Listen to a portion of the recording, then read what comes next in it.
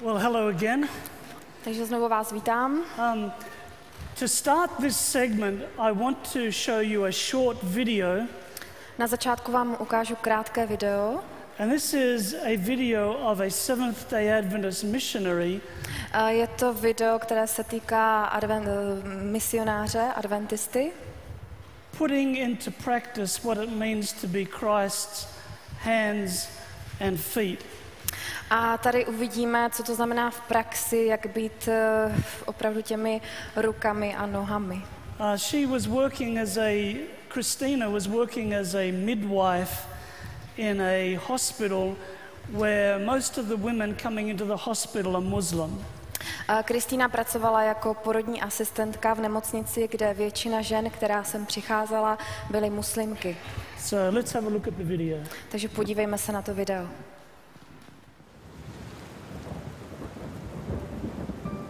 Bangor, Maine, Spojené státy americké.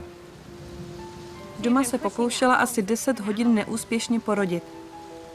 Zdravotní sestry mi řekly, že rodina ženu nakonec přivezla do nemocnice.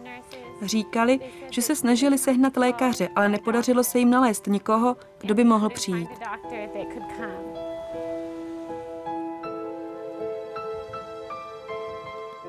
Kristýna Mulhauserová se i se svou rodinou právě vrátila do svého domu v Maine.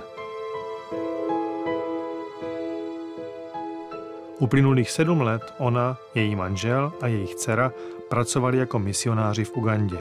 Kristýna pracovala jako dobrovolnice, porodní asistentka ve vládní nemocnici. Lékař přijel až za 2 hodiny a začal provádět císařský řez. Operovali pod celkovou anestézií a přivedli na svět zdravé, silné dítě, holčičku.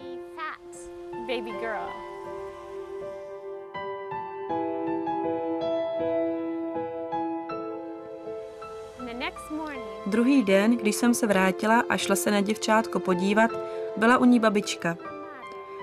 Babička neuměla anglicky, ale posunky a se slzami v očích mi ukázala na dítě, které bylo mrtvé.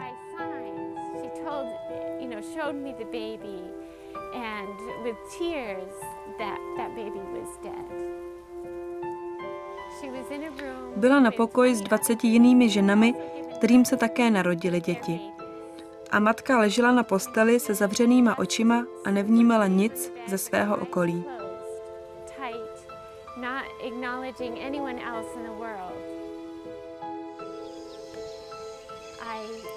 Spěchala jsem domů a přinesla bílou čepici, kterou jsem předtím upletla. Byla to bílá čepice s tulipány. Přinesla jsem ji a společně s babičkou děvčátka, muslimkou, jsme ji dali na hlavu dítěte.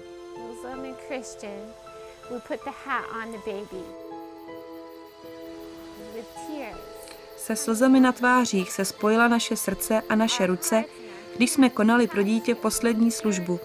A pak jsme řekli matce, aby otevřela oči a naposledy se podívala na své dítě. Otevřela oči, uviděla své dítě a pak je opět zavřela a opustila tento svět.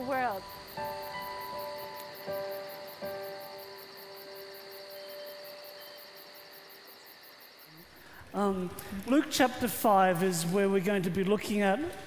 Podíváme se do Lukáše 5. kapitoly. And this is a story that we know very well. Je to příběh, který známe velmi dobře. Let me describe the scene.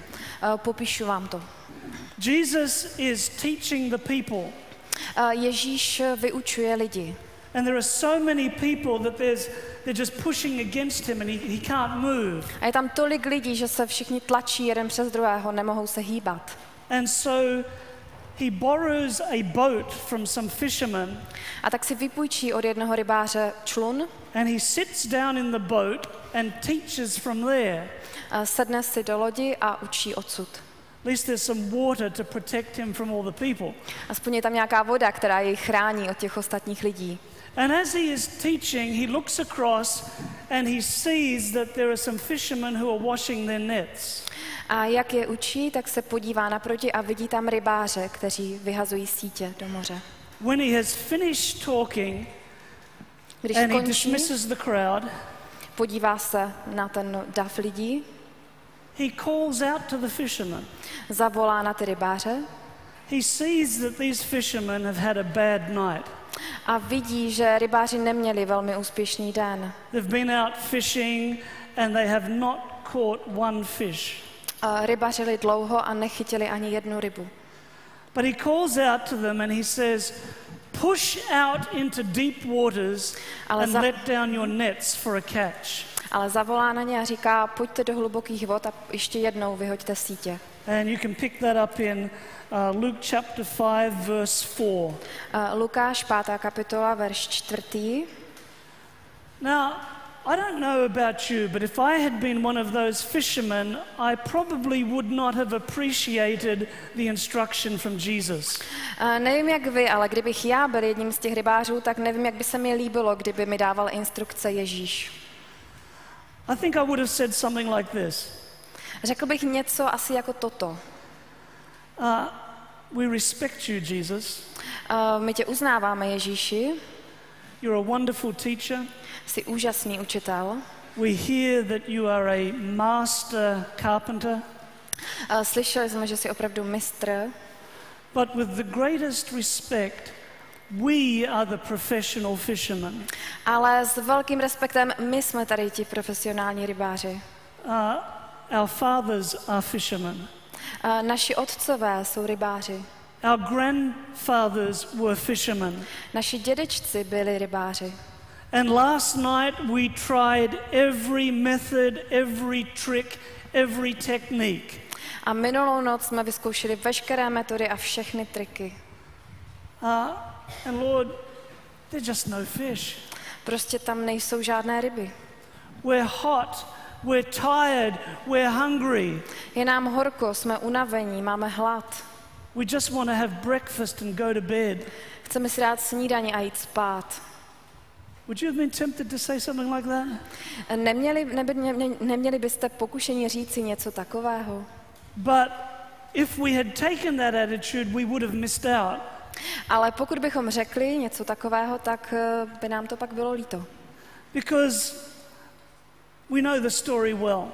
Protože známe ten příběh dobře. Simon knew that there was no fish. Šimon věděl, že tam nejsou žádné ryby.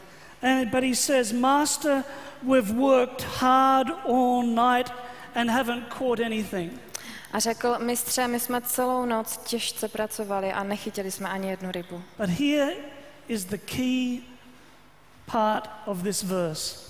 Ale tady je to ta klíčová část tohoto verše. We've worked hard all night, we know there's no fish, all the evidence shows there's no fish. Pracovali jsme těžce celou noc, nejsou tam žádné ryby, víme o tom, že tam prostě nejsou. Ale because you say so, we will try again. Ale protože ty to říkáš, my to zkusíme znovu. That's pretty powerful. To je hodně silné. But because you say so, we will try again. Protože ty to říkáš, tak to zkusíme znovu. You know, we are faced with a lot of evidence here in the Czech Republic that people aren't interested in Christianity. Víte, máme zde hodně důkazů o tom, že lidé se příliš nezajímají o křesťanství v České republice. They're definitely not interested in church as an institution. A určitě je nezajímá církev jako instituce, jako taková. And we've had a very long, hard night in Europe. Měli jsme velmi těžkou, dlouhou noc v Evropě. We've been fishing using every technique. Rybařili jsme, zkoušeli jsme vše možné techniky. We've tried health seminars. Zkoušeli jsme zdravotní semináře. We've tried public evangelism meetings. Veřejné evangelizace jsme zkusili. We've tried this, we've tried that, we've tried another thing. Zkoušeli jsme tohle, tamto, ono. Maybe we're tired. Možná jsme unavení. Maybe we're hungry and we just want to have breakfast and go to bed. Možná máme hlad a chceme si dát snídani a jít spát. But there's always that voice of Jesus. Ale stále je tam ten Ježíšův hlas. I don't want you to do that. I want you to push out into deep waters and try again. Já chci, abyste to zkusili znovu. And sometimes those words are very hard to hear. Někdy je velmi těžké tato slova slyšet. Push out into deep waters. Znovu jít do těch vod. So Simon said, because you say so, we'll do it. Ale Šimon říká, protože ty to říkáš, tak my to uděláme. And when they had done so, they caught such a large number of fish that their nets began to break. A až to udělají, tak chytí takové množství ryb, že ta síť téměř se jim přetéká těmi rybami. In fact, they had to signal their partners to bring some more boats to help them. There were so many fish. Museli zavolat své kolegy, aby jim přivezli další lodě a další sítě, aby pochytali ty ryby. This is a nice story, but it's not just a story about fishing on Lake Galilee. To je hezký příběh, ale opravdu není to jenom příběh o rybaření tady na tom Galilejském jezeře. The key to the meaning of this passage is in verse 10, where Jesus says to Simon, "Don't be afraid, from now on you will catch people." Ten klíč tady k tomuto příběhu leží v tom 10. verši, kdy říká, neboj se, od této chvíle budeš lovit lidi. This is all about fishing for the kingdom. Tento příběh je skutečně o tom rybaření pro Boží království. And Jesus comes to us today and says the same thing. I want you to push out into deep waters and let down your nets for a catch. A Ježíš nám dneska říká totéž. Chce, abychom vyšli do těch hlubokých vod a lovili. And we can either say, Lord, we're too tired, we can't do it, sorry.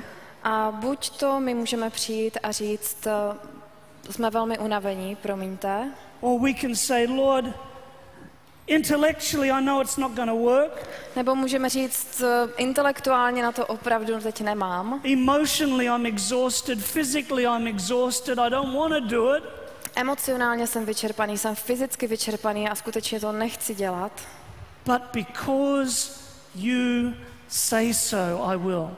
Ale protože ty to říkáš, tak učiním. Some time ago I was on a flight from Orlando, Florida, back to Washington, D.C. Před nějakou dobou jsem letěl z Orlanda, z Floridy do Washingtonu.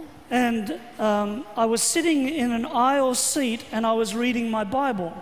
Seděl jsem na sedadle u uličky a četl jsem si Bibli.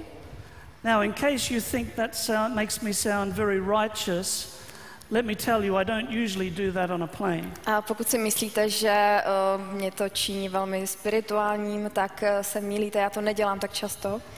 And usually I'm praying something like, Lord, I need some rest. Please make sure the person next to me doesn't talk to me.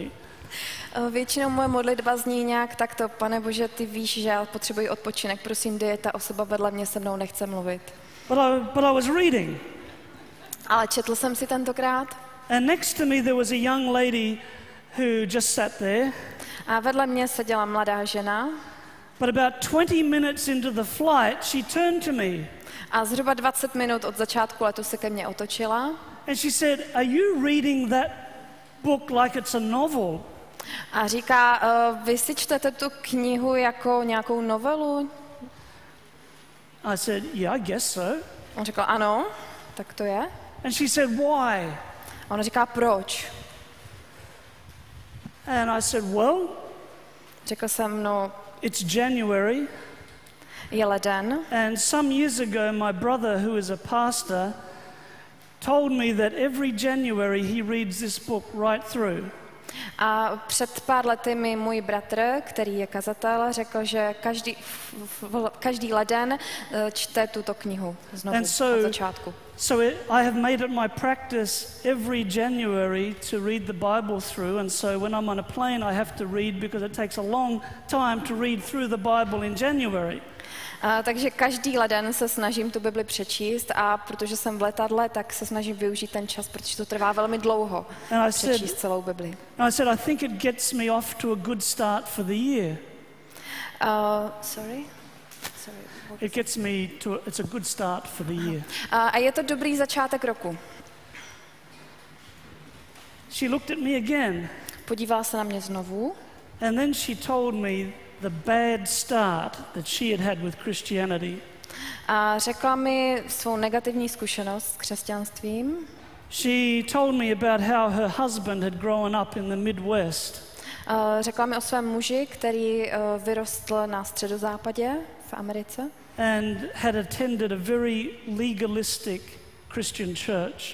A chodil do sboru nebo do církve, která byla taková velmi striktní. He had attended a very strict and legalistic Christian school. Také navštěvoval školu, která byla také taková. And as soon as he could get away, he did. A jakmile se mohl dostat pryč z tohoto vlivu, tak učinil.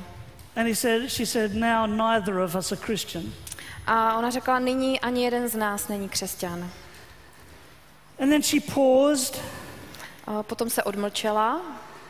And then she said, on top of all those bad experiences, a ještě na vrchol tady těch všech špatných zkušeností, now my mother has become one of those Seventh-day Adventists.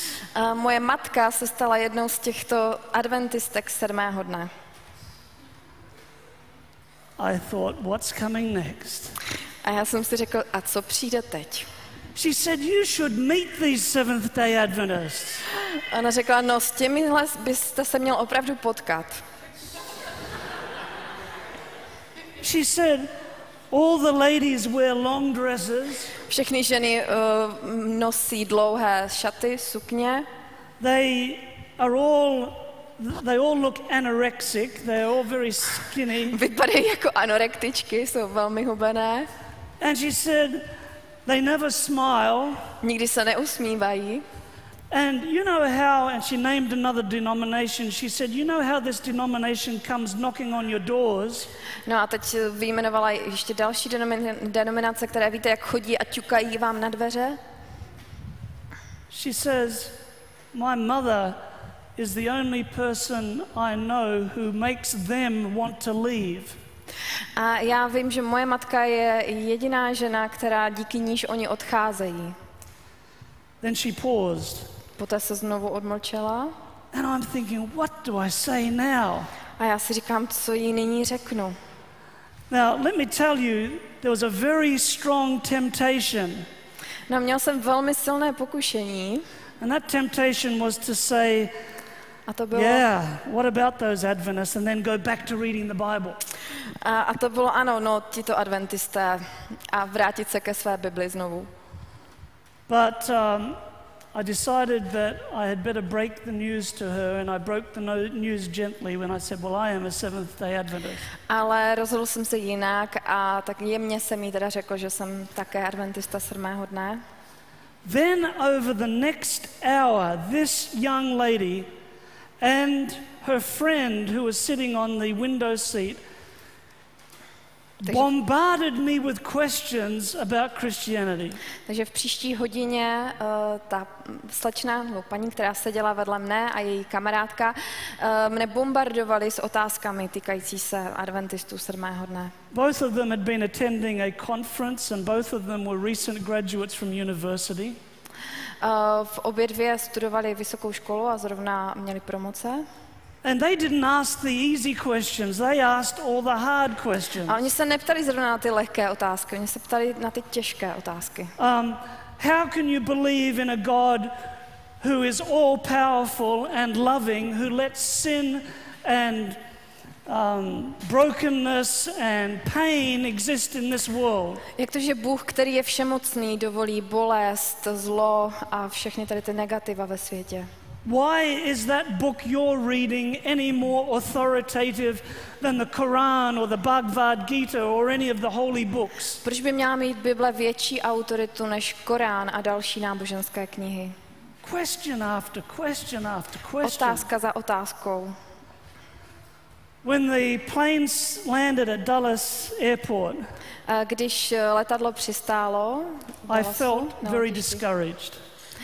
Tak jsem se necítil zrovna velmi povzbuzený. I knew that the answers I had given were not very compelling. Věděl jsem, že ty moje odpovědi, které jsem jí dal, nebyly úplně dostačující. But then the young lady who was on the window seat handed me a pen and paper and she said, "Can you please write down the translation of the Bible you're reading because I want to try it for myself." A ta slečna, která seděla u okýnka, mě požádala, jestli bych jí nemohl napsat na papír jméno toho překladu, který jsem četl, že by si to chtěla sama přečíst. I said, "Thank you, Lord, at least that's something." Řekl jsem, děkuji, Pane Bože, alespoň něco. And the plane landed, we took off our seatbelts and I went to get my bag from the overhead bin. Letadlo přistálo, odepnuli jsme pásy a začali jsme si vytahovat zavazadla. And then I noticed a very interesting physiological phenomenon. A já jsem si všiml velmi zajímavého fyziologického fenoménu. The back of my shirt was soaking wet. Vzadu moje košile byla úplně mokrá od potu. I was literally dripping sweat. V podstatě jsem úplně potem přetékal. Soaking wet. Naprosto mokrý. I had sweated my way through the entire conversation. Potil jsem se celou tu konverzaci, co jsme měli. Pushing out into deep waters is not always easy. Být v těch hlubokých vodách není vždycky snadné. It means moving out of our comfort zone. Znamená to, že se musíme z té naší pohodlné zóny vzdálit. It means moving into unfamiliar territory. Znamená to vstoupit do území, které nám není známé. It may mean mingling with people who we don't have much in common with. Znamená to spojit se s lidmi, se kterými nemáme příliš mnoho společného. It is far easier, far safer, far more comfortable to come to church every Sabbath and fellowship with the saints. Je mnohem jednodušší přicházet každou sobotu do sboru. They don't ask you hard questions. Tam se vás neptají na žádné složité otázky. The worst thing that can happen is a tricky question in the Sabbath school lesson. To nejhorší, co se může přihodit, je, že vám dá někdo těžkou otázku při sobotní škole. You know, when you first learn how to swim, když se poprvé naučíte plavat, učíte se plavat. You may remember that if you're in a swimming pool, you stay in the shallow end of the swimming pool. Je dobré si pamatovat zůstávat někde v rohu toho plaveckého bazénu. It's where it's safe and you hold on to the wall in the shallow end. Tam je to bezpečné, vy se držíte té stěny. But as you become more confident in your swimming, you soon discover that there's a whole lot more fun in the deep end of the swimming pool. Ale jak se stáváte více sebevědomými plavci, tak si uvědomíte, že tam, kde je ta voda hlubší, je to mnohem zajímavější. And for too long we as a church have let ourselves swim in the shallow end of the swimming pool. A po velmi dlouhou dobu my jako církev jsme plavali právě v těch vodách, které nejsou hluboké. And you look at the statistics of the number of young people who leave the Seventh-day Adventist Church. A podívejte se na ty statistiky mladých lidí, kteří opouští církev And much adventistů. of the time I am convinced it's because they're sick of splashing around in the shallow end of the swimming pool. A já věřím tomu, že ten největší důvod je, protože už mají plné zuby toho plavání v té vodě, která je příliš mělká. Church is boring. I go and sit in the back pew and I'm not involved. Nudí se tam, sedí na těch zadních sedačkách, nezapojují se. And we just listen and listen and listen and I'm all listened out. A stále mám poslouchat a poslouchat a poslouchat. But this is so different from what Jesus came to share with us. Ale to je skutečně tak rozdílné od toho, kvůli čemu Ježíš přišel, aby o co se s námi chtěl podělit. The Christian life is supposed to be an adventure. Život křesťana by měl být dobrodružstvím. When God came to Abraham, když Ježíš přišel k Abrahamovi, he didn't give him a detailed itinerary with first class tickets on an airline telling him exactly where he was going to go. God called him on an adventure. On mu nedal žádný přesný program, tady tímto letem poletíš, tady půjdeš. Bylo to dobrodružství. When Jesus called those disciples, když Ježíš povolal učedníky, he didn't sit down with them and said, now here are the details of your employment. Řekl, podívejte, tady máte detaily naší smlouvy, vašeho zaměstnání. I'm going to pay you this much. Here's your retirement plan. Here are the benefits you're going to have. Tolik vám budu platit, takový důchod budete mít, takové výhody. He called them on an adventure. Prostě je zavolal k dobrodružství. And for the first century Christians, becoming a Christian wasn't some sort of optional lifestyle decision. It was often a life or death decision. A v prvním století pro křesťany to nebyla volba životního stylu, ale mnohdy to byla otázka života a smrti. He said to Simon, push out into deep waters and let down your nets for a catch. Říká Šimonovi, ať se vrhne do těch hlubokých vod a dají ty sítě do vody.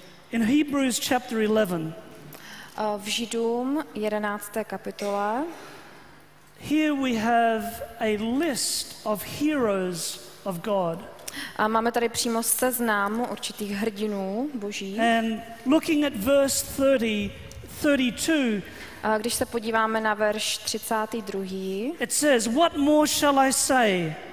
říká, co víc vám mohu říci. I don't have time to tell you about Gideon, Barak, Samson, Jephthah, David, Samuel and the prophets. A nemám čas vám mluvit o všech těchto velkých prorocích, Who through faith conquered kingdoms, kteří zápasili s vírou administered justice, a také se setkávali s nespravedlností, shut the mouths of lions, bojovali s lvy, quenched the fury of the flames, byli také s plameny se setkali, escaped the edge of the sword. unikli z nebezpečí Their weakness was turned to strength. a jejich slabost se proměnila They ve became vítězství. powerful in battle. Stali se vítěznými v tom boji. Women received back their dead, raised to life again. Znovu povstali k životu ze smrti. Then goes on to talk about people who are also tortured and imprisoned. Potom také mluví o tom, jak lidé, kteří byli uvězněni, trpěli. Say whatever you want to say about Christianity, but don't tell me that it is boring. Můžete říct cokoliv o křesťanství, ale neříkejme, že je křesťanství nudné. We may have made it boring, but that is not the way Jesus intended it to be. Možná jsme křesťanství učinili nudným, ale to není to, jak to Ježíš zamýšlel. Søren Kierkegaard, the Danish philosopher, What philosopher? Danish from Denmark. Takže filozof jménem Danish z jeden dánský filozof. He tells the story about a pretend battle, a mock battle. Říká příběh o nějakém zápase, který nebyl úplně. Where I live in the United States, there are many civil war battlefields. Ve Spojených státech je spousta míst, kde se bojuje, civilní válka. And it's very interesting to visit these battlefields. A je to zajímavé je navštívit tato místa. I mean, so many young lives were lost during the American Civil War. Tolik životů bylo ztraceno během té občanské války v Americe. Every year, some of these battlefields will do a reenactment. Každý rok některá z těchto bojových míst dělají takové slavnosti. And in these reenactments, they will go through the exact battle formations of the battle that took place there. A vlastně dělají rekonstrukce těchto bitev. And the men take this very seriously. A berou to opravdu velmi vážně. And they will dress up in the exact uniforms. Obléknou se přesně do těch stejných uniform. So you have the Confederate soldiers, you have the Union soldiers. Takže máte tam vojáky konfederace, vojáky Unie. They'll carry their guns. Mají své pušky. They'll have actual cannons. Mají ty děla. And so they will go through the proceedings of the battle. A půjdou přesně podle té bitvy tak, jak šla. And it looks like a battle. A vypadá to jako ta bitva. It sounds like a battle. Zní to jako bitva. But of course, it's only pretend. Ale není to skutečné. And Kierkegaard was writing in 19th century Denmark. V 19. století v Dánsku ten Kirky, nějaký člověk s jménem Kirky. And he said, you know, Christianity here is like a mock battle. Říká, že křesťanství je také takovým určitým zápasem. People come to church on Sunday morning. Lidé přicházejí do They have církve their v prayer neděli books ráno. and they have their hymnals. Mají ty své zpěvníky, Bible. They go through the procedures. Jdou podle určitého plánu. He says, it looks like Christianity. Říká, vypadá to jako křesťanství. It sounds like Christianity. Zní to jako It křesťanství. smells like Christianity. Voní to jako křesťanství. But like a mock battle, there's one thing missing. Ale přesně jako u těchto bitev je tam jedna věc, která zde schází. There's no danger. Není zde to nebezpečí. It's just safe. Je to bezpečné. And a way of life that was an adventurous way of life started by our Savior has now become safe, predictable, routine. A ten způsob života, který kdysi nebýval tak bezpečný, se nyní stává bezpečnou rutinou. Some time ago I came across an article in the Washington Post about Tacoma Park.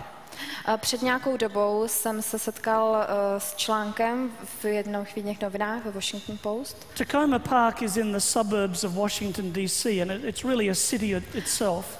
Je zde taková část Washingtonu, je to předměstí a v podstatě je to takové městečko samo o sobě. And this place used to be the headquarters of the Seventh-day Adventist Church. A dříve tady toto místo bylo vlastně s tím, kde bývalo ředitelství nebo adventistů sedmého dne. Středí. We still have a university there and we still have a hospital in Tacoma Park. Stále je tam k dnešnímu dni univerzita a nemocnice. And this article in the Washington Post mentioned the Seventh-day Adventist Church. A tady v tom článku právě byla zmíněna církev adventistů sedmého dne. And I was interested to see that it said the Seventh-day Adventist Church was considered a little subversive.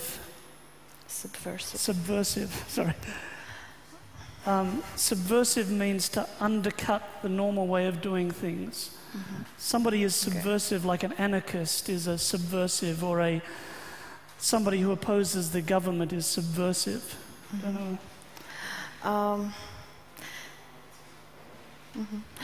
Takže v tomto článku bylo zajímavé, že se o naší církvi zmiňovali jako o něčem, co zastává určitou pózu nebo určitou narušuje tu společnost, v podstatě se dá říct.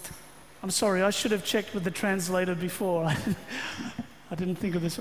And so it said the Adventist church was considered subversive, and I thought, subversive means to oppose authority. It means to do things differently. It means to undercut the way that things are done normally. And I thought, the Seventh-day Adventist church? Takže když jsem to četl, tak jsem si říkal, ale tohle je přece zvláštní. My nejsme takoví, nejsme těmi narušiteli. I thought, Adventists, we tend to be middle class. Adventisté většinou patří do střední třídy. In America, most Adventists vote for the conservative party. Většina adventistů v Americe volí konzervativní stranu. They send their kids to private school. Posílají své děti do soukromých škol. Not exactly subversive. Nejsme zrovna tím, čím nás nazýval tento článek. They keep very tidy lawns and nice gardens. Většinou svoje domy a zahrady udržují hezky v pořádku, v čistotě. But it talked about the fact that Adventists didn't drink alcohol. Ale mluvili o skutečnosti, že adventisté nepijí alkohol. They're opposed to cigarette smoking. Nekouří cigarety. Many of them are vegetarian. Velké množství adventistů jsou vegetariáni.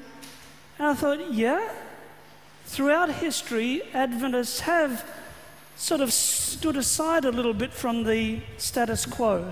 A já jsem si říkal, ano, tak to je, my stojíme trošičku mimo And if you look in the history books, you will see that Adventist publications were banned during the Civil War in the slave states because they opposed slavery.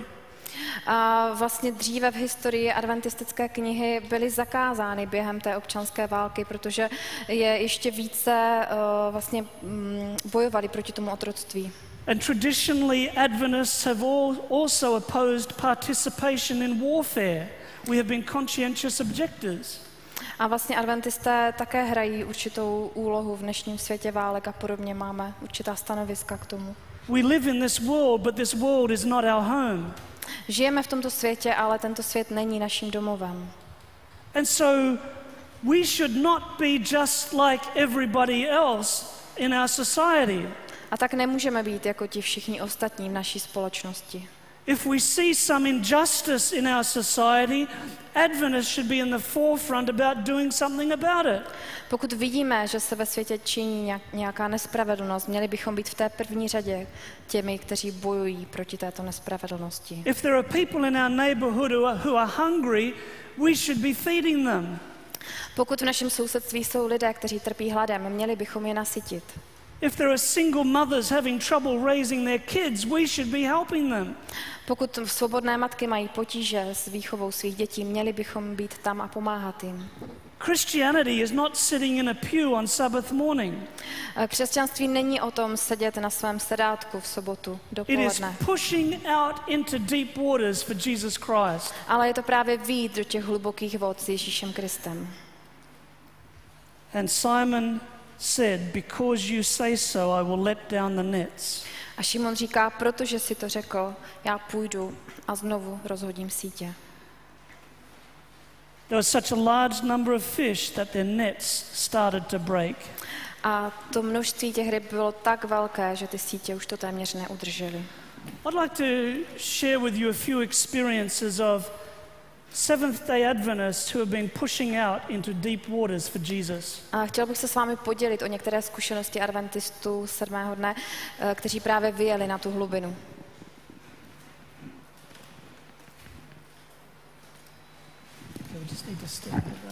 Okay.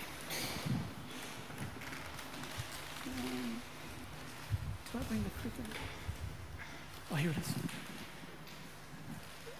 I met these two young ladies in the country of Burma, otherwise known as Myanmar. A s těmito dvěma ženami jsem se setkal v Barmě. They're just in their early 20s, sisters. Je jim kolem 20, jsou to sestry. And they were working to establish a new group of believers in a village full of people who had never heard of Christianity before. A snažili se utvořit skupinku věřících v oblasti, kde o křesťanství nikdy neslyšeli předtím. It took them 5 days travel by bus, by boat and by foot to get to this village. Aby se dostali do té vesnice, kde chtěli pracovat, tak jim to trvalo 5 dnů autobusem, lodí a také pěšky. And when I met them, they had been working there for several months. A když jsem se s nimi setkal, už zde pracovali po několik měsíců. They told me that they lived in a bamboo hut. Říkali mi, že bydlí v takové chýši z bambusu. And every time it rained, their very few possessions got soaking wet, and so did they. A pokaždé, když prší, tak to málo, co mají sebou, jim pokaždé promokne. I said, what do you eat in this village? A zeptal jsem se jich, co jedí v této vesnici. Well, they say we eat bamboo shoots, Jíme bambusové výhonky, the leaves of cassava, which is a type of potato. Nějaké listy kasavy, což je asi nějaká místní zelenina. And when we're lucky, we get a little bit of rice. A když máme štěstí, tak dostaneme trošku rýže. It takes them 3 hours by boat to get to the closest place where they can get provisions. Trvá jim to 3 hodiny lodí, než se dostanou k nejbližšímu místu, kde mohou dostat nějaký proviant. And they told me how they had started teaching the children songs and stories about Jesus. Vyprávěli mi o tom, jak začali děti učit příběhy a písně o Ježíši. Already I believe they had baptized 12 people. Věřím, že v tou dobou už pokřtili 12 lidí. They told me about how each of them had had got malaria very badly. Vyprávěli mi o tom, jak každá z nich dostala malárii a nesla to velmi těžce. And both of them had been near death. A obě dvě byly velmi blízko smrti. And tears streamed down their face as they said the worst thing that could happen would be if my sister were to die. A tekly jim slzy, když vyprávěli o tom, že to nejhorší, co by se jim mohlo přihodit, by bylo, kdyby ta jejich sestra zemřela. But then they smiled and they said, please do not misunderstand us. Ale poté se usmáli a řekli, doufám, že to nepochopíte špatně. We have never been so happy as we are working in this village. Nikdy jsme nebyli šťastnější, než jsme nyní v této vesnici. People whose lives were ruled by fear of the spirits. Životy lidí, které byly kontrolovány duchy, are now finding peace in Jesus Christ. Jsou nyní v pokoji díky Ježíši Kristu. I said, what do your parents think about you working up here? It's close to death, having malaria, all these things. Řekl jsem, co vaši rodiče říkají na to, že pracujete tak blízko smrti, prožili jste malárii. And they smiled at me and they said, we don't tell our parents everything. A oni se usmáli a říkali, víte, my neříkáme svým rodičům všechno. Two young ladies who were not content to just sit in church. Dvě mladé ženy, které se nespokojily s tím pouze sedět ve sboru. Pushing out into deep waters for Jesus Christ. Vyjeli na hlubinu s Ježíšem Kristem. Back at the turn of the century in around 1902, v minulém století, kolem roku 1902, two Seventh-day Adventist missionaries, dva misionáři adventisté, Fernando and Anna Stall, went down to South America. Vyjeli do Jižní Ameriky. They went to the mountains of Peru, the Peruvian Andes. Vyjeli do peruánských And. And they went to an area called Lake Titicaca. A vyjeli do oblasti jezera Titicaca. They started their ministry by handing out leaflets. Začali svou službu tím, že rozdávali letáky. But very soon they discovered that this was not a very effective method because nobody could read. Ale velmi brzy zjistili, že tohle nebude ta nejlepší metoda, protože velmi málo lidí umělo číst. So they had to rethink what they were doing. Takže museli změnit ten plán, co budou dělat. They discovered that 95% of the population were living in poverty. Zjistili, že 95% lidí této populace žije v chudobě. The indigenous people were uneducated and poor. Tito lidé byli nevzdělaní a chudí. And on the top there was a 5% aristocratic elite. A nad nimi byla 5% aristokratická elita. Politicians and religious leaders. Politici a náboženští vůdci. So the Stalls started to do things differently. Takže Stallovi se rozhodli učinit věci jinak. They started schools. Založili školu. They started clinics. Založili kliniku. They started markets. Založili zde obchod. And very soon, dotted around Lake Titicaca were more than 200 schools. A velmi brzy v této oblasti bylo kolem 200 škol. The elite were not happy. Ta elita nebyla příliš šťastná. The people who had been oppressed for so many years were now becoming educated. Ti lidé, kteří byli utlačováni po tolik let, najednou byli vzdělaní. They were starting to be empowered. A začínali získávat sílu a moc. They were starting to fulfill their potential as human beings for the first time. Začínali využívat a nabývat toho potenciálu jako plnohodnotní lidé poprvé v jejich životě. And so the Stalls were attacked by the political and by the religious authorities. Takže tito Stallovi bratři byli neustále napadáni tou elitou, těmi mocnými politiky. But they were pushing into deep waters for Jesus Christ. Ale oni se stále vydávali na tu hlubinu s Ježíšem Kristem. Today, if you get the educational textbooks in South America, v dnešní době, když se vám dostanou do ruky ty učebnice Jižní Ameriky, you will read about Fernando and Anna Stall. Budete číst ta jména toho Fernanda a Anna Stalla. And they are credited with starting a social revolution in the Peruvian Andes. Oni byli těmi, kdo začali tu sociální revoluci tady v této oblasti And.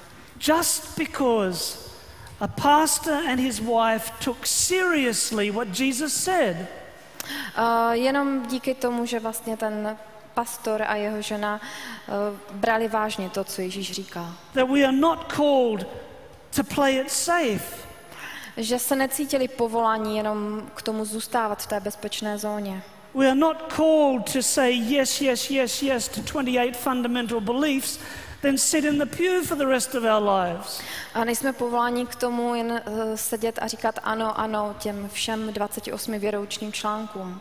Around the same time as the Stalls went to South America, Zhruba ve stejném čase, kdy Stallovi odjeli do Jižní Ameriky, a young couple graduated from what is today Loma Linda University.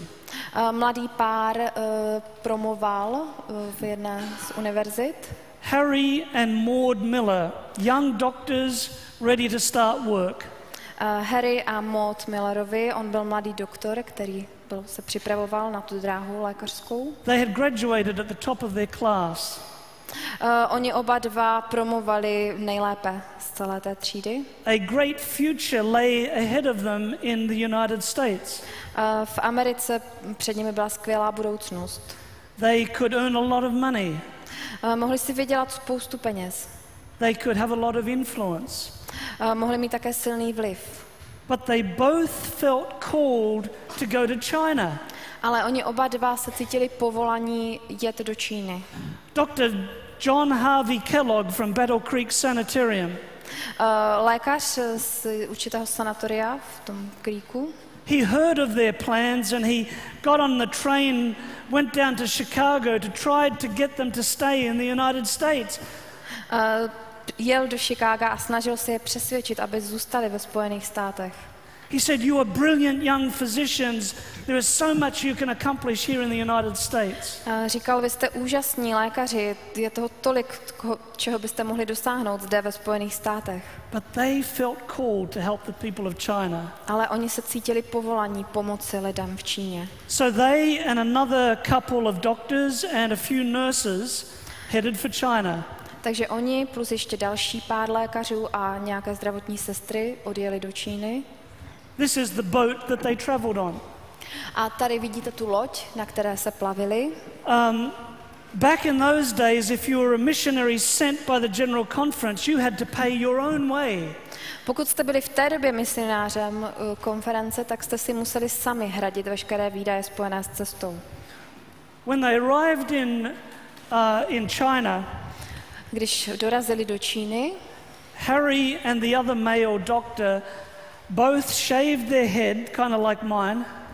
Harry a ten další lékař si oba oholili hlavu, podobně jako já. And then they started growing the pigtails that the Chinese men. A potom si nechali takové ty culíky narůst, tak jak to v Číně mívají.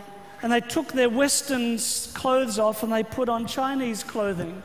Sundali si svoje šaty, na které byli zvyklí, a začali nosit oblečení, které se nosilo v Číně. They wanted to become like the people they were ministering to. A chtěli se přizpůsobit a připodobnit se lidem, se kterými tam jsou v té Číně. They had only been there for a couple of years when tragedy struck. Byli tam pouze několik let, když došlo ke tragédii. Maud Miller came down with a mysterious illness.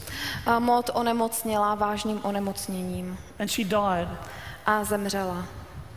Harry buried his young wife there in China. Harry pochoval svou mladou ženu zde v Číně. She never went home. Ona se nikdy nedostala domů. He continued working there for some time. Pokračoval zde s prací po několik let. He worked among the poor people. Pracoval s dalšími 4 lidmi. Sometimes he lived in what they called a beggar's den. Někdy se stalo, že také žil na území, nebo které se nazývá the den of a beggar. V určitém žebráckém stanu. It was a 3-walled hut. Byl to takový trojstěná chýše. No roof. a nebyla zde střecha. Open to the rain, the lice, the mosquitoes. Bylo to otevřené všemu hmyzu, dešti, všemu nepohodlí. Sometimes he would perform surgery outside because it was more hygienic than inside. Někdy dokonce prováděl chirurgické operace venku, protože to bylo bezpečnější než vevnitř v tom stanu. He went back to the United States for a short period of time and he was superintendent of what is today Washington Adventist Hospital. Na krátkou dobu se vrátil do Spojených států do nemocnice. While there, he was the personal physician to the United States president. Také se mu dostalo té cti, že byl lékařem prezidenta po určitou dobu. As a surgeon, he earned a lot of money. A jako chirurg si vydělal spoustu peněz. Every cent of that money he put back to help patients who couldn't afford medical care. A každý cent, který tímto způsobem vydělal, dal zpátky těm chudákům, kteří si nemohli dovolit lékařskou péči. He remarried and went back to China. A znovu se oženil a vrátil se do Číny. Dr. Harry Miller gave more than 50 years of his life to the people of China. Doktor Harry Miller věnoval více než 50 let svého času lidem v Číně. He continued working for the poor people. Pokračoval v té práci pro chudé lidi. He saw that there were many children and babies who were dying from malnutrition and from allergies. Viděl také, že tam bylo spousta malých dětí, které umíraly na podvýživu a alergie. And so he started researching and experimenting with the soya bean. Takže začal experimentovat se sojovými boby. And it was his research that led to the soya milk that we see today. A je to vlastně díky jeho výzkumu, že dneska známe sojové mléko. Now children could drink milk to which they weren't allergic. A děti mohly pít mléko, na které nebyly alergické. But he also worked for the upper class. Ale pracoval také pro tu vyšší třídu. He was personal physician and friend to General Chiang Kai-shek. Byl také osobním lékařem toho Chaya. And in fact he was a personal physician to every ruler since the founding of the republic. Byl vlastně osobním lékařem každého toho vůdce té éry. 50 years of his life in China. 50 let svého života v He Číně. established hospitals all over the country. Založil nemocnice po celé zemi. At one stage during the Sino-Japanese War, there were bombers coming from Japan regularly. Během té japonské války at one stage 20,000 Chinese refugees came onto the campus of one of his hospitals. Se stalo, že 20 000 uprchlíků přišlo vlastně do toho území, kde měli nemocnice. Dr. Miller got on top of the hospital. A doktor Miller byl nahoře v té nemocnici. He painted an American flag. Mával tou americkou vlajkou. And those 20,000 refugees were safe from 400 bombing raids. A těchto 20 000 uprchlíků se zachránilo díky vlastně z područí těchto bombardérů. I don't know what deep waters Jesus has in mind for you. Nevím, jaké hluboké vody Ježíš má na mysli pro vás. But I know he has some in mind for you. Ale vím, že nějaké má. You may not know what they are. Možná ještě nevíte, jaké to jsou. Maybe he wants you to pray about it. Možná chce, abyste se za to modlili. But I do know that he is calling each one of us. Ale vím, že každého z vás povolává. It may be at the place where we are studying at school. Může to být v místě, kde studujete, v té škole. To make friends with non-believers, to share in a practical way the love of Abyste se Jesus. spřátelili s těmi, kteří jsou nevěřící. It may be in the place where we work. Může to být v místě, kde pracujete. It may be with the neighbor next door that we need to be showing Christ's love in a more tangible way. Může to být váš soused, který potřebuje, abyste mu ukázali vaši lásku, vaše porozumění. Deep waters can be scary, right? Hlubina vás může někdy pěkně vystrašit. You know, sharks are in deep water. Jsou tam žraloci v hluboké vodě. It's easy to drown in deep water. Je docela snadné utonout v hluboké vodě. But you know, the great gospel commission found in Matthew chapter 28. Ale v Matouši 28. kapitole v Evangeliu se říká, All of us know it off by heart. Všichni tento verš známe. Go ye into all the world. Jděte do celého světa. But we often forget the verse that goes immediately before it. Ale dost často zapomínáme na verš, který tomu předchází. And that verse says this. A ten verš říká toto.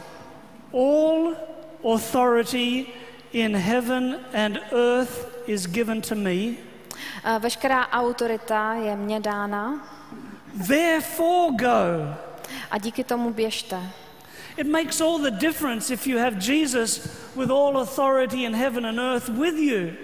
Je velký rozdíl, jestliže s vámi jde autorita Ježíše Krista. It suddenly becomes safe to go into deep waters. Najednou je to bezpečné jít na hlubinu. My prayer is that each one of us will find ways that we can push out into deep waters for Jesus Christ. Modlím se za to, aby každý z vás našel způsob, jak jít na hlubinu s Ježíšem And I know Kristem. that when we let down the nets for a catch, A já vím, že jakmile vypustíme sítě, that God will richly bless. Bůh nám požehná.